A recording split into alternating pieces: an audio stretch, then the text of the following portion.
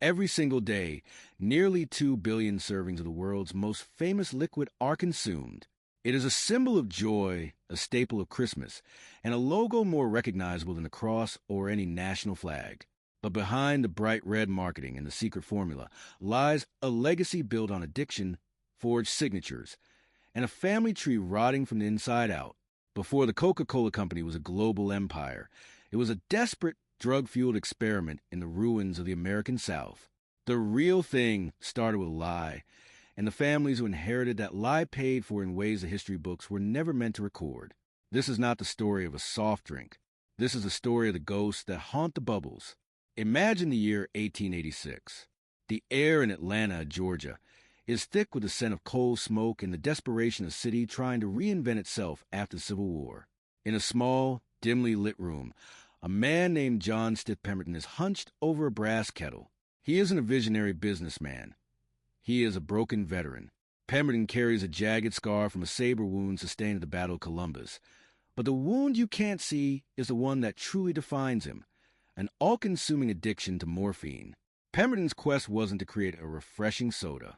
He was looking for a brain tonic, a way to numb the agonizing pain of his existence without the needle. He mixed coca leaves from South America with the caffeine-rich cola nut from Africa. The result was a thick, dark syrup that promised to cure everything from nerve disorders to the very morphine addiction that was killing him. He called it Coca-Cola. But as the liquid began to gain traction in Atlanta drugstores, a darker pattern emerged. Pemberton, fading away into a morphine-induced haze, began to lose his grip on his creation. This is where the secrets of the family legacy truly begin. Not with successful handoff, but with a series of transactions so murky they still smell of forgery over a century later. Enter Asa Candler, a shrewd, cold-eyed pharmacist with a religious fervor for profit. Candler saw what Pemberton couldn't, a gold mine. As Pemberton lay on his deathbed, Candler began systematically buying up shares of the company. But there was a problem. Pemberton had a son, Charlie, an alcoholic and opium addict who held a portion of the rights. The official corporate history says Candler purchased the rights fairly. The dark reality? Many historians and family descendants point to evidence that the signatures on the bills of sale were forged. Charlie Pemberton, the rightful heir to the world's greatest fortune, was allegedly swindled out of his birthright, while his father was too incapacitated to protest. While Candler was building an altar to the holy beverage, the man who actually invented it died in poverty, buried in an unmarked grave for decades. Charlie Pemberton didn't fare much better. He became a thorn in the side of the new Coca-Cola king. His presence was a living reminder of the theft. In 1894, just a few years after his father's death, Charlie died under mysterious circumstances. Some say it was the drugs. Others whisper of a more convenient exit orchestrated by those who wanted the Pemberton name erased from the ledger forever. With the Pembertons out of the way, Asa Candler did something chilling. In 1910, he ordered the destruction of all early company records. Ledgers, receipts, and original contracts were fed into the furnace. He wanted to ensure that the origin story of Coca-Cola started with him, the clean Christian businessman, and not the morphine addict or the forged signatures. He was rewriting history in real time, scrubbed clean with carbonated water. But wealth of this magnitude acts like a poison. As Asa Candler became one of the richest men in the world, his own family began to fracture. He was a man who preached temperance and Methodist values, yet he sat atop a throne built on a drink that, until 1903, still contained significant amounts of cocaine. He was a man of God selling a dope drink, and the cognitive dissonance would eventually tear his children apart. By the time Candler decided to gift the company to his children on Christmas Day in 1917, he thought he was securing their future. Instead, he was handing them a curse. His sons, Howard and Buddy, would enter into a sibling rivalry so toxic it nearly collapsed the company.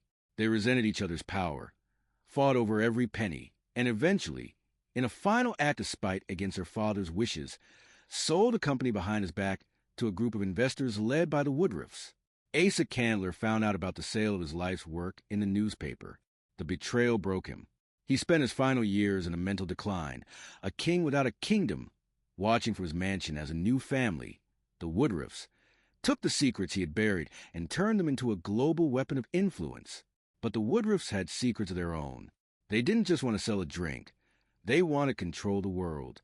And as we move into the next part of this legacy, we find that the dark secrets move from forged signatures to Nazi collaborations, mysterious murders in Atlanta mansions, and a formula that was protected more fiercely than the nuclear codes. The bubbles in your glass are rising from a very deep, very dark well. And we are just getting started.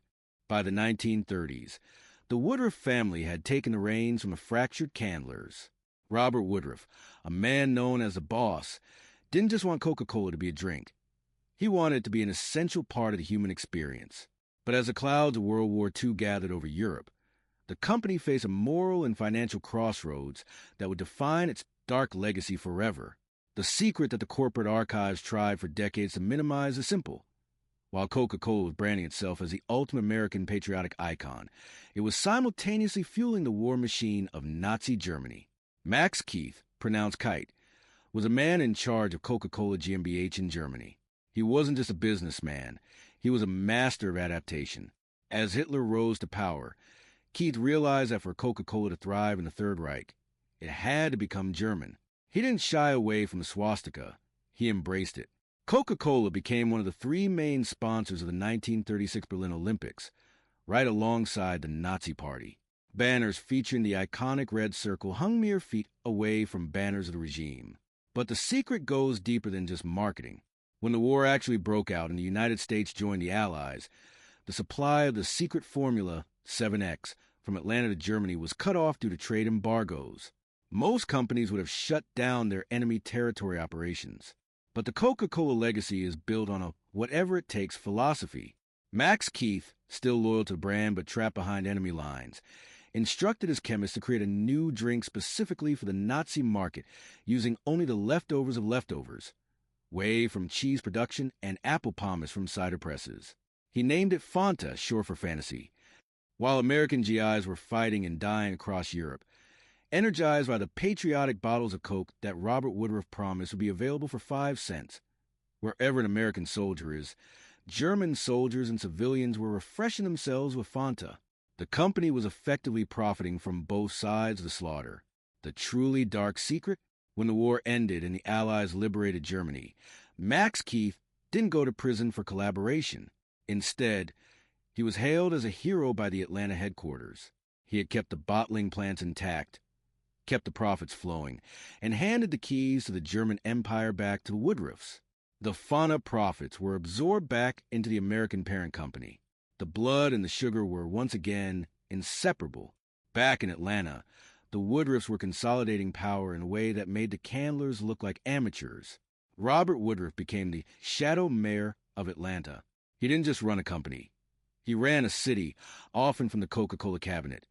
An unofficial group of the city's elite who made decisions behind closed doors, far from the eyes of the voting public. This era also saw the mysterious disappearance of any internal dissent. If you were a family member or an executive who questioned the ethics of the Woodruff expansion, whether it was the treatment of sugar plantation workers in the Caribbean or the deals made with dictators, you were simply erased. The legacy was becoming a monolith, and a monolith doesn't have room for a conscience. But while the corporate side was becoming a global superpower, the personal lives of those touched by the Coke billions were beginning to unravel in spectacular, often violent ways. The wealth was so vast that it acted like a magnet for tragedy. In the mansions of Northside Atlanta, the descendants of the early Coke kings were living lives of quiet desperation, hidden behind high hedges and iron gates. There were whispers of the Coke curse, a series of untimely deaths, strange accidents, and mental breakdowns that seemed to follow anyone who carried the Candler or Woodruff name. The most chilling secret of this period, however, wasn't a death. It was a formula. The company began to treat the secret recipe not just as a trade secret, but as a religious relic. They moved it to a vault at the SunTrust Bank, and only 2 executives were allowed to know it at any time. They were forbidden from traveling on the same plane, lest a crash erase the secret from the earth. But why the obsession? Some researchers suggest the secret isn't just about ingredients like cinnamon or vanilla. The secret was about the sourcing. To keep the flavor consistent, Coca-Cola maintained and still maintains a special exemption from the U.S. government to legally import coca leaves, the raw material for cocaine, while the drug is extracted and sold for medical use. The spent leaves go into the drink. The family legacy is the only one in America with a federal license to be part of a global drug supply chain. As the 1950s approached, the dark secrets shifted from wartime survival to suburban domination.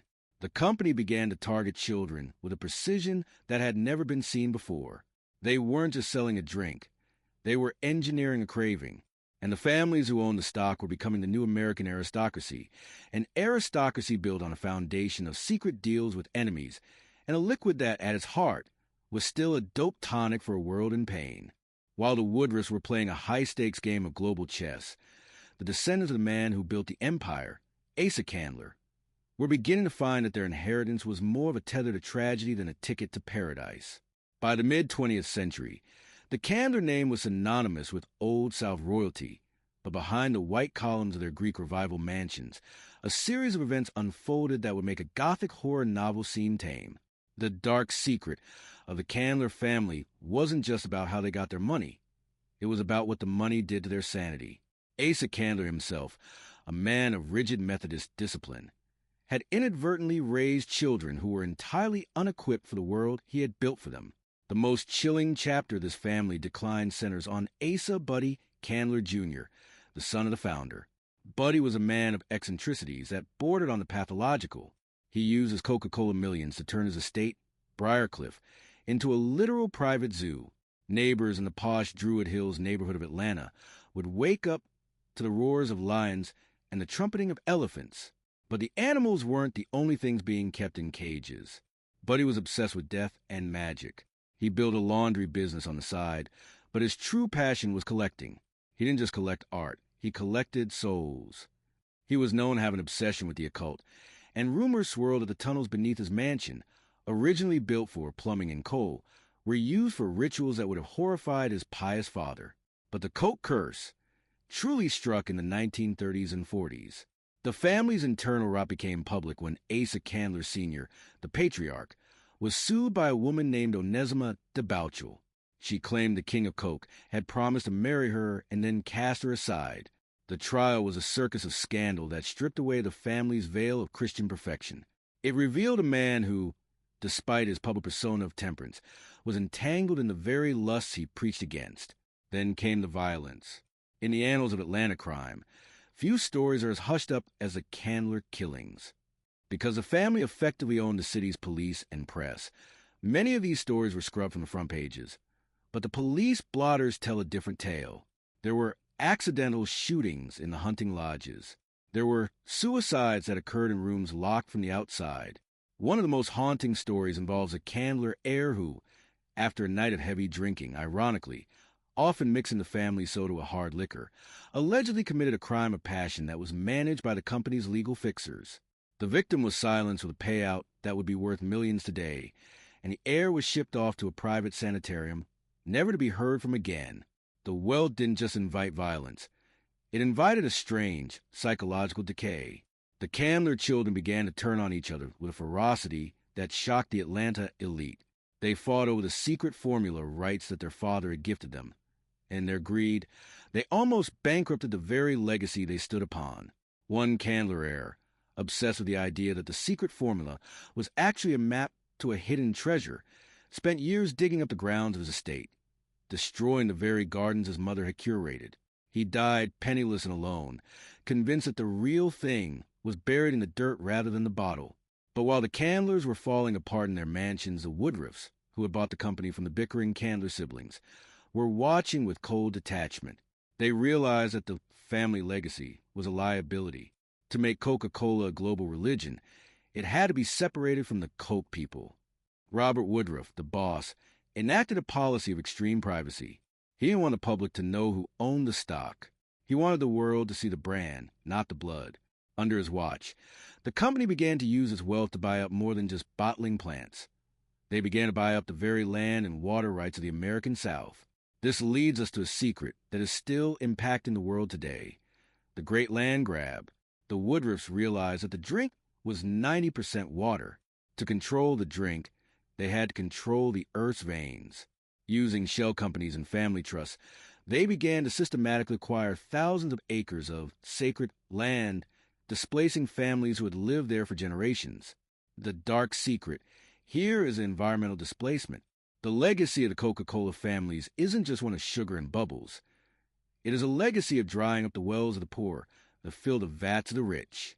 In the next part of our journey, we will see how this family greed moved from the mansions of Atlanta to the villages of India and Mexico, where the Coke curse took on a much more global and much more thirsty form. As the Candler mansions were eventually sold off, many becoming hospitals or university buildings, the ghost stayed behind. To this day, staff at the former Candler estates report seeing the figure of a man in a lab coat wander in the halls with a brass kettle, searching for a cure for a pain that all the money in the world couldn't numb. The family was rich, yes, but they were also the first victims of the product they sold. They were addicted to the power, poisoned by the greed, and ultimately erased by the very company that bore their name. If you look at a bottle of Coca-Cola, you aren't just looking at sugar, caramel color, and secret flavors. You are looking at a vessel that contains roughly 35 liters of water for every half liter of soda produced, when you factor in the entire agricultural supply chain. By the mid-20th century, the Woodruff and Candler legacies had realized a terrifying truth. To own the world's favorite drink, you must first own the world's water. The dark secret of the modern Coca-Cola legacy is the Great Siphon. As the family's wealth reached astronomical heights, their corporate entity began a systematic campaign of water grabbing that would eventually lead to some of the most heated human rights battles of the 21st century. In the sun-scorched plains of Plaquemita, India, and the highlands of Chiapas, Mexico, the legacy of the Atlanta elite arrived not as a refreshing treat, but as a vacuum. In these regions, the company established massive bottling plants that began pumping hundreds of thousands of liters of groundwater every single day. The result was a slow-motion catastrophe for the local families. As the Coke legacy grew, the local wells, the lifeblood of these farming communities, began to run dry. In Mexico, a chilling reality emerged. In some areas, it became cheaper and easier to buy a bottle of Coke than to find a gallon of clean, potable water. This wasn't an accident of the market. It was a result of the family-held trusts and their lobbyists securing water concessions that prioritized industrial bottling over human thirst. But the secret isn't just that they took the water. It's what they left behind. In the 2000s, an investigation revealed that the company had been distributing solid waste from its plants to Indian farmers, marketing it as useful fertilizer. Lab tests later showed this waste was laced with toxic levels of cadmium and lead. The legacy of the Atlanta pharmacists had evolved into a cycle of extraction and contamination, turning pristine aquifers into industrial sludge. Inside the corporate boardroom back in Georgia, this was simply seen as efficiency. Robert Woodruff had once famously said he wanted to put a Coke within an arm's reach of desire. He didn't mention that to do so, he would have to move the water out of the reach of the poor. The Coke curse had gone global. In Mexico, the consumption of the drink became so ingrained in the culture, partly due to the family's aggressive missionary-style marketing, that it began to be used in religious ceremonies. Today, Mexico has some of the highest rates of type 2 diabetes and obesity in the world. The legacy of the brain tonic had become a national health crisis, a slow-burning poison delivered in a red and white package. But why did anyone stop them? This leads us to the most guarded secret of the Woodruff era, the political machine. The Coca-Cola families didn't just donate to politicians. They created them. From Jimmy Carter to the Bushes, the Coke cabinet in Atlanta ensured that the company's interests were synonymous with American foreign policy. If a country tried to regulate the company's water usage or tax its sugar content, they weren't just fighting a soda brand. They were fighting the diplomatic weight of the United States. There are whispers in the intelligence community of soda coups, where bottling interests coincided strangely with shifts in local governments that were suddenly more friendly to American extraction. The family legacy had become a shadow government, one that operated through soft power and carbonation rather than bullets, though the results were often just as devastating for the local populations.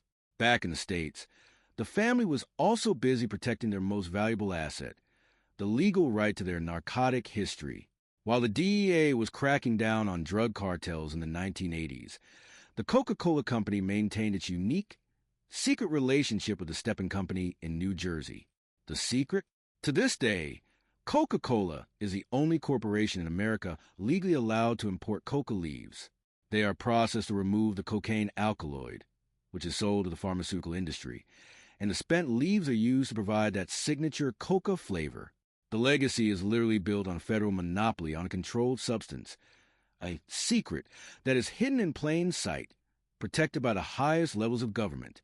As we look at the dry wells of India and the diabetic ward of Mexico, we see the true face of the real thing. It is a legacy of turning a common resource into a private fortune. The family didn't just sell a drink.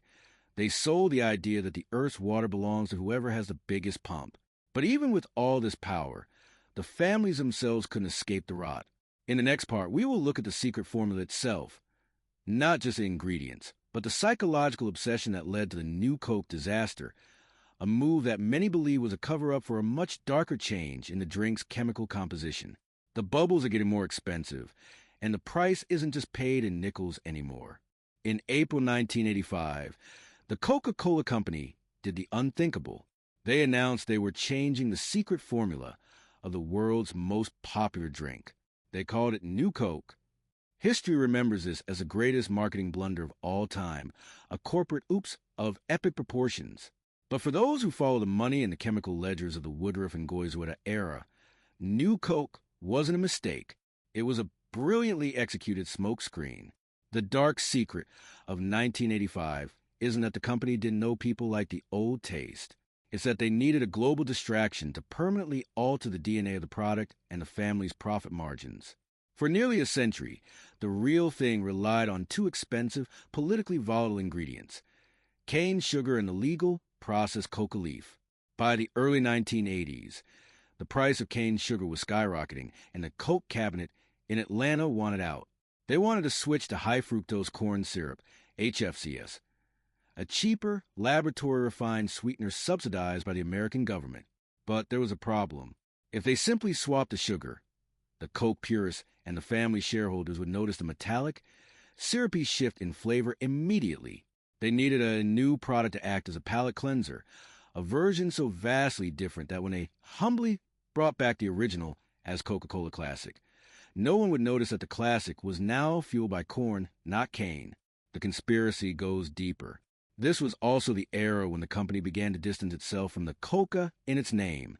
While they still maintained their secret New Jersey processing plant with the Stepan Company, the New Coke formula was designed to test if the public would accept a drink that stripped away the complex, expensive botanical extracts of the original Pemberton recipe. When the outcry began, protests in the streets, thousands of angry phone calls, the executives in Atlanta weren't panicking. They were watching the stock ticker. By bowing to public pressure and releasing Coca-Cola Classic, just 79 days later, they achieved three things that secured the family legacy for another century. They successfully transitioned to high-fructose corn syrup, saving billions in production costs. They reclaimed the shelf space that New Coke had occupied, effectively doubling their presence in grocery stores. They turned the brand into a religion, proving that people would fight for a soda as if it were a national flag. But the human cost of this chemical pivot was staggering. This shift marked the beginning of the glucose revolution that would fuel a global health crisis. The Woodruff legacy, once built on a nerve tonic, was now built on a substance that the human liver wasn't designed to process in such massive quantities. While the public was distracted by the New Coke drama, the family-held trusts were quietly diversifying. They knew the sugar wars were coming. They began investing heavily in the medical and pharmaceutical industries, the very industries that would later treat the diabetes and metabolic syndromes caused by the product they sold. It was the ultimate closed-loop economy. Sell the sugar, then sell the insulin. In the shadows of this transition, the Coke people were also dealing with a brewing scandal in the Caribbean. To keep the corn syrup flowing and the remaining cane sugar cheap, the company's suppliers were linked to blood sugar plantations. Reports emerged of forced labor, child exploitation, and the systemic poisoning of workers with pesticides that had been banned in the United States for decades. The Woodruffs and their successors maintained plausible deniability. They didn't own the farms, they just bought the output. But the dark secret of the family legacy is that their secret formula has always required a level of human suffering that the marketing department spends billions to hide behind images of polar bears and smiling Santas. As the 1980s closed, the Coca-Cola legacy was no longer just a Southern family business. It was a biochemical empire. They had successfully re-engineered the human palate to crave a laboratory-created sweetness, and they had done it by staging a fake failure that the world still laughs at today.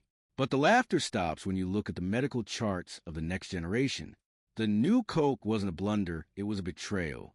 And as we move into the next part of this dark history, we will see how the company's quest for total domination led them into the deadly unions of South America, where the cost of a bottle of Coke was no longer measured in cents, but in the lives of those who dared to organize against the empire. The secret wasn't in the flavor. The secret was in the control. By the end of the 20th century, the Coca-Cola empire had achieved ubiquity. It was everywhere. But in the volatile political climate of Colombia, the Woodruff legacy met a resistance it couldn't simply buy off with marketing: the labor unions. The secret history of this era is one that the company has fought in the highest courts in the world to suppress, involving allegations of blood for beverages. Between 1990 and 2002, Colombia was one of the most dangerous places on earth to be a union activist. In the Coca-Cola bottling plants of Caripe and Itagüí, workers began to organize for better pay and safer conditions. What followed wasn't a negotiation. It was a massacre. The dark secret that shocked the world was the alleged coordination between bottling plant managers and the AUC, United Self-Defense Forces of Colombia, notorious right-wing paramilitary death squads. According to lawsuits filed by the United Steelworkers and the International Labor Rights Fund, the plant managers didn't just dislike the union. They allegedly called in hits on the organizers. The most haunting case is that of Isidro Gil, a union leader at the Caripe plant. In 1996, while he was working his shift, paramilitary gunmen burst into the bottling facility. They didn't rob the place. They walked straight to Gil and executed him in cold blood. The next day, the paramilitaries returned, issued a resignation or death ultimatum to the remaining union members, and burned the union office to the ground.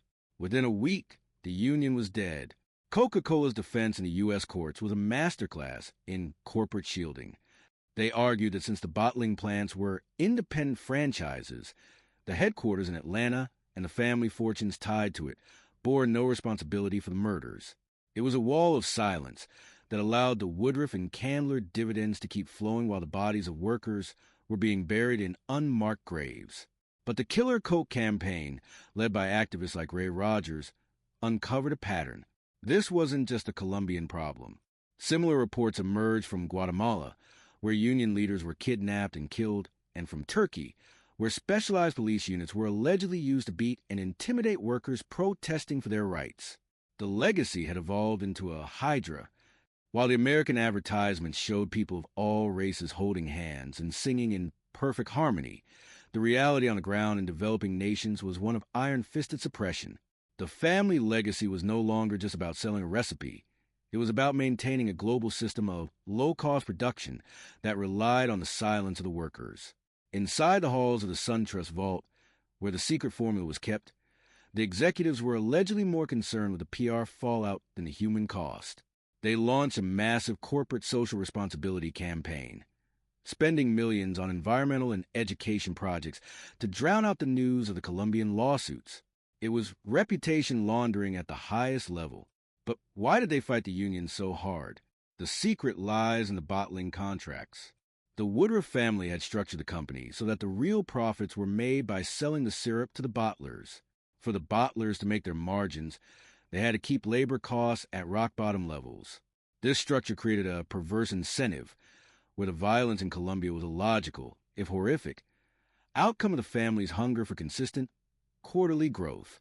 As the Colombian court struggled to find justice, the Coke legacy faced a new kind of threat, a global boycott. Students at universities across the U.S. and Europe began banning Coke products on their campuses. For the first time, the bubbles were being associated with bullets. The family members who lived off the dividends, now several generations removed from Asa Candler's pharmacy, found themselves in an awkward position. They were the philanthropists of Atlanta, donating to arts and sciences, while the money that funded those donations was being tied to death squads in the tropics. The cognitive dissonance was deafening. Yet, despite the evidence, no executive in Atlanta was ever charged. The secret was safe behind a wall of lawyers and offshore subsidiaries. The legacy had become too big to fail and too complex to convict. But the ghosts of Caripo weren't the only things haunting the company. As we move into the next part of this investigation, we look inward, back to the secret formula itself. Because while the world was looking at the violence in Colombia, a new secret was brewing inside the lab. The truth about the 7X ingredient and the company's secret alliance with the DEA to maintain their monopoly on the most controversial leaf in history. The real thing was about to get a lot more narcotic. If you were to walk into a Coca-Cola boardroom and ask about merchandise number 5, you would be met with immediate silence.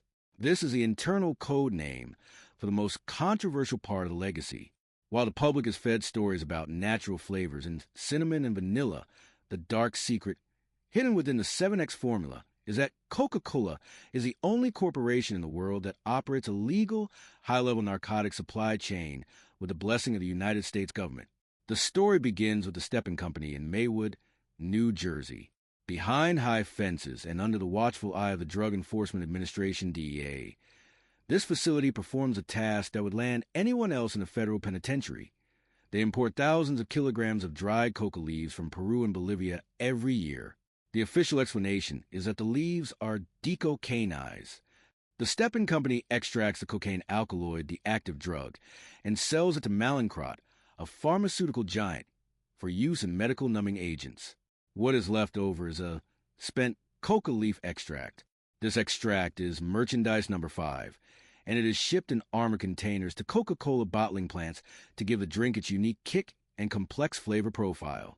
But here is where the family legacy turns into a shadow monopoly. In the early 20th century, as the U.S. began its war on drugs, most companies were forced to abandon any connection to the coca plant. However, the Woodruffs and their political coke cabinet in Washington, D.C. managed to secure a permanent secret exemption. They ensured that the laws were written in a way that made it virtually impossible for any competitor, including Pepsi, to ever legally use the coca leaf. The real thing isn't just a flavor. It's a federally protected botanical monopoly. The secret isn't a recipe of spices. The secret is a law that allows one family's empire to use a controlled substance while the rest of the world is barred from it. Inside the company's World of Coca-Cola Museum in Atlanta, there is a massive high-tech vault that allegedly holds the original handwritten recipe by John Pemberton. It is a place of pilgrimage for fans, guarded by palm print scanners and motion sensors. But many industry insiders whisper that the vault is empty, a theatrical secret. The real formula isn't sitting on a piece of paper. It's distributed across different chemical suppliers so that no one person and no one lab has the full picture. This obsession with secrecy served a darker purpose during the 1990s. As the medical community began to link the Coke legacy to the skyrocketing rates of childhood obesity and heart disease, the company used the secret formula as a shield. When regulators asked for a full list of ingredients to study their metabolic effects, the company claimed proprietary trade secrets. They argued that revealing exactly what was in the 7X flavoring would destroy their business. This allowed them to hide more than just coca leaves. It allowed them to hide the flavor profilers, engineered chemicals designed to bypass the body's fullness signals. The dark secret of the formula is that it isn't just designed to taste good. It's designed to be non-satiating. It creates a gastric spike that leaves the consumer thirstier than they were before they took a sip.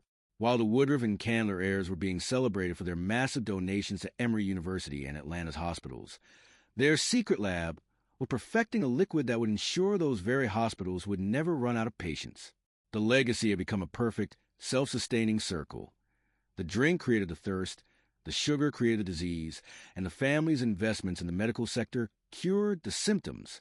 But as the 21st century dawned, a new threat emerged that even the DEA-protected vault couldn't hide. The world was waking up to the sugar science. The company realized that if they couldn't hide the ingredients anymore, they would have to buy the scientists. This leads us to the most insidious part of the family's modern history, the global energy balance network. a secret multimillion-dollar campaign to fund independent research that told the public that exercise, not cutting out soda, was a key to health. The family legacy wasn't just selling sugar. They were selling a lie that would cost millions of lives.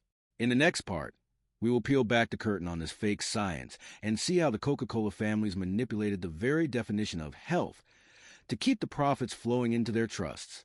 The vault doesn't just protect a recipe. It protects a crime. By 2010, the Coke legacy was under siege. Public health experts were beginning to call for sugar taxes, and the link between sugar-sweetened beverages and the global obesity epidemic was becoming undeniable. For the Woodruff and Candler heirs, whose wealth was inextricably tied to the volume of liquid sold, this was an existential threat. Their response wasn't to make the drink healthier. It was to manipulate the very concept of health. The dark secret of this era is a shadow organization called the Global Energy Balance Network, GBN.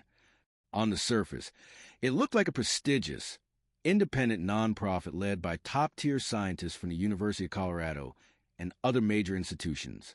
Their message was simple: stop blaming soda. People are getting fat because they don't exercise enough. But the secret was in the funding. Internal emails, later leaked and published in the New York Times, revealed that Coca-Cola had provided the GBN with $1.5 million in seed money to promote a message that diverted blame away from sugary drinks. The independent scientists were, in reality, being coached by Coca-Cola executives on how to frame their research. The goal was reputational insurance. By funding studies that focused solely on physical activity, the company sought to confuse the public. They wanted people to believe that if they just walked a little further, they could balance out the 10 teaspoons of sugar found in a single 12-ounce can. It was a sophisticated form of scientific gaslighting. The deception went even deeper. Investigation into the company's transparency. Reports showed that since 2010, Coca-Cola had spent over $120 million funding scientific research and health programs. While that sounds noble, a staggering percentage of that research was designed to produce favorable outcomes. When a study found that soda was harmful, the company would often exercise its right to terminate the contract, ensuring the results never saw the light of day. This wasn't just about marketing. It was about protecting the family dividend. If the world accepted that sugar was a primary driver of the diabetes epidemic, the Woodruff and Candler Foundations, which fund everything from the Atlanta Symphony to global medical research, would see their endowments crumble. The philanthropy of the families was being funded by the very sickness they were trying to scientifically disprove. The human cost of this cover-up is immeasurable. By delaying public health regulations through funded confusion, the company ensured that another generation of children became addicted to the glucose spike cycle. In Mexico and South Africa, where the company's influence over local governments is even stronger, they fought labeling laws that would warn parents about high sugar content, calling them attacks on personal freedom. But the science of the human body is harder to bribe than a university department. As the data on non-alcoholic fatty liver disease, NAFLD, began to pour in, the link to high-fructose corn syrup, the very ingredient the company pivoted to during the New Coke era, became a smoking gun. The Coke legacy was now directly linked to a chronic health crisis that was straining the healthcare systems of entire nations. The Woodruff family had once claimed they wanted to refresh the world. By 2015, they were being accused of sickening the world for profit. The dark secret was no longer hidden in a vault. It was written in the medical charts of millions of people. When the GBN was finally forced to disband after the scandal broke, the company's chief health and science officer resigned in disgrace. But the damage was done. The legacy had successfully pushed back regulation for nearly a decade, buying themselves more time to pivot to zero products, which, as we will see in the next part, brought a whole new set of chemical secrets and environmental disasters. The families in Atlanta continued to attend their galas and open their hospital wings, seemingly oblivious to the irony that their wealth was built on a foundation of fake science. But as the world began to look away from the sugar, they noticed something else: the container. The real thing wasn't just making people sick. It was choking the planet in a tide of indestructible plastic. And the family legacy was about to face its most visible sin yet. There was a time when the Coca-Cola family legacy was built on a circular economy before the term even existed. The iconic contour glass bottle was a piece of art, but it was also a piece of property. You bought the drink, but you returned the bottle. It was washed, refilled, and sent back out, sometimes dozens of times. But in the 1960s and 70s, the Woodruffs and their executives realized that the returnable model was a logistical nightmare that ate into their soaring profit margins. The dark secret of the modern era is the birth of the PET plastic bottle. To maximize the family dividends, the company shifted to a one-way delivery system. They stopped being responsible for their packaging the moment it left the store. They traded the permanent glass bottle for a temporary plastic one that would last for 450 years in a landfill. But they knew the public would eventually recoil at the sight of mountains of red-cap trash. So, the Coca-Cola legacy helped birth one of the greatest psychological operations in corporate history, the recycling myth. In the early 1970s, the company, along with other beverage giants, funded the Keep America Beautiful campaign. You might remember the famous Crying Indian commercial. The message was subtle but devastatingly effective. Pollution is a fault of the individual litter bug, not the corporation that produced the trash. They shifted the moral and financial burden of waste management from the producer to the taxpayer. Inside the corporate headquarters in Atlanta, they knew the truth. They knew that plastic recycling was, for the most part, a lie. While glass and aluminum can be recycled infinitely, PET plastic degrades every time it's processed. Most of it cannot be turned back into a bottle. Yet, the company spent hundreds of millions on greenwashing campaigns, telling the world that every bottle had a second life, even as they became the world's #1 plastic polluter for 5 years in a row according to global audits. The environmental Coke curse took a particularly dark turn in the oceans, because the family legacy pushed for ubiquity. In developing nations that had no waste management infrastructure, billions of red cap bottles began to flow into the world's rivers. From the Mekong to the Nile, the real thing became a permanent part of the geological record. But the secret isn't just the trash, it's the microplastics. As these bottles break down, they enter the food chain. Scientists have now found Coca-Cola's plastic polymers in the placentas of unborn babies and in the blood of people living thousands of miles from the nearest bottling plant. The family's quest for a total market saturation has resulted in the total plasticization of the human biosphere. Whenever a city or country tried to pass bottle bills, laws that would force the company to pay for collection of their own waste, the Coca-Cola lobby descended with the fury of a hurricane. They spent millions to defeat legislation that will return us to the returnable model of the Candler era, because a returnable bottle is an expense, while a plastic bottle is a consumer responsibility. Even their recent pledge to use 50% recycled material by 2030 is viewed by insiders as another new Coke-style distraction. To reach that goal, they would need more recycled plastic than currently exists on the market, meaning they are effectively promising a future that they know they can't deliver, all while continuing to produce over 100 billion plastic bottles every single year. The Woodruff and Candler heirs, living in their pristine estates, are insulated from this tide. They don't see the plastic washing up on the shores of Bali or clogging the sewers of Manila. Their wealth is clean, even if the planet is covered in their signature. But the plastic isn't the only thing the company is lobbying for in the dark. As the world moves toward a green economy, the legacy has found a new way to stay relevant. By infiltrating the very halls of power where the future of the planet is being decided. In the mid-1960s, Atlanta was a city on the edge. It was a city too busy to hate, a slogan designed to attract northern investment, while the South was being torn apart by the civil rights movement. But the Coca-Cola legacy, specifically under the aging but iron-willed Robert Woodruff, was still operating under codes of the Old South. The company that sold happiness was, at its core, a segregated institution that preferred the status quo of Jim Crow. The dark secret of this era isn't just about the company's internal resistance to change. It's about the moment they were forced to choose between their soul and their bottom line. In 1964, Dr. Martin Luther King Jr. won the Nobel Peace Prize. He was an Atlanta native, and the city's progressive wing wanted to hold a massive, integrated dinner to celebrate him.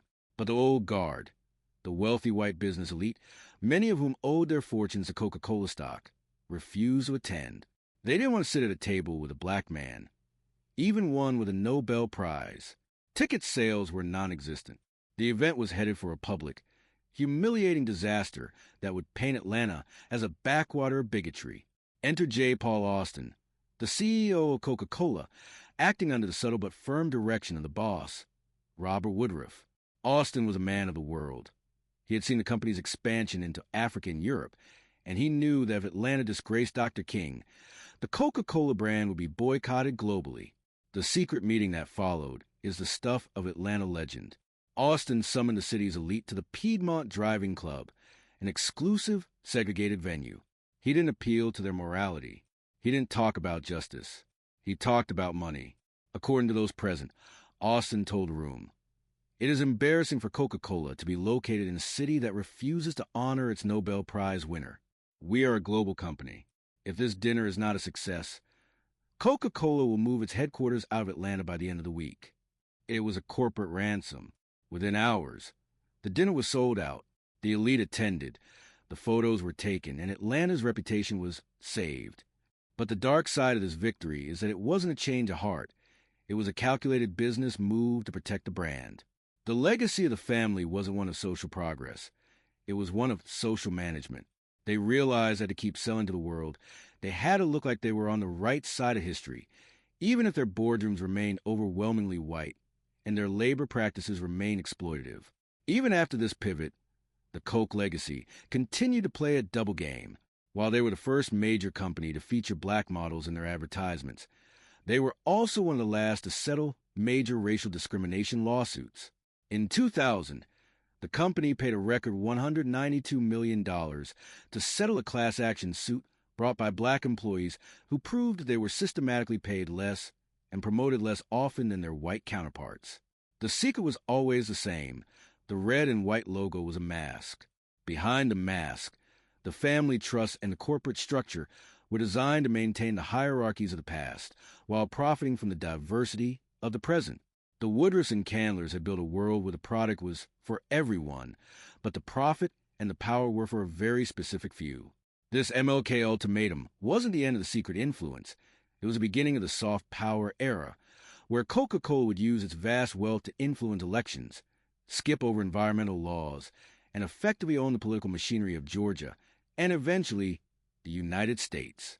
As we move into the next part, we will see how this soft power turned into a hard-hitting lobby in Washington, D.C., where the Coke cabinet ensured that the company's dark secrets, from their tax loopholes to their sugar subsidies, would stay protected by the highest laws in the land.